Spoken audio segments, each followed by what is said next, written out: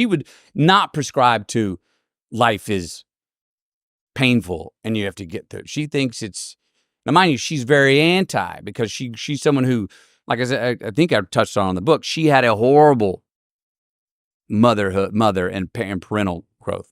She did not know how to be a mother. How'd she become a great mother? By saying, I'm doing the opposite of what that bitch did. There's value to that, of going, well, this sucked. I don't know how to do this, but if I just do the opposite. Dude, I love this idea. So I grew up in a very working class town, northeast of the UK, famous only for having the highest teen pregnancy rating in England. And then it lost that. So it didn't even have that anymore.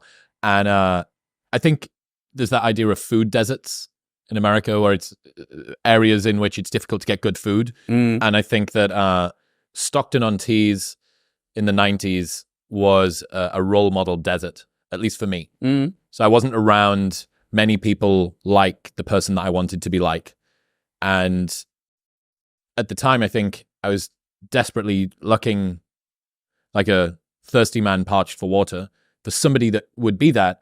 But in retrospect, again, ironic,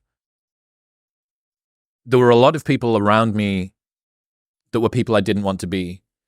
And I was able to plant flagpoles in the ground that helped me to avoid the catastrophes and the tragedies that would have awaited me had I have done that. So I don't want his relationship with his family. Yeah. I don't want the way that he drinks in order to be able to deal with his emotions. I don't want the way that he speaks negatively about all situations. I don't like the way that... Yeah.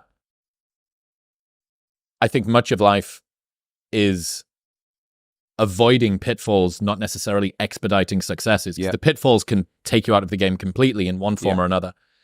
And yeah, I don't like dwelling on the negatives in that way, but also that's another version of alchemy that we were saying before. Hey, here's something that you think is useless or toxic or not, not valuable, and you've managed to turn it into something that benefited you. It's the same reason why teaching people lessons that you've gone through from tragedies, traumas, whatever in your life, it's kind of like pointing at the thing that was bad and saying, you didn't get me.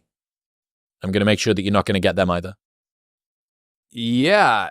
And even looking at the things that are bad and going, oh, thank you. Appreciate that. I mean, the push-off, you have established leverage rather than the create. You're going to lean into something, but you also need something to push up. The push-off is what you're leaning into, is that mystery going forward, right?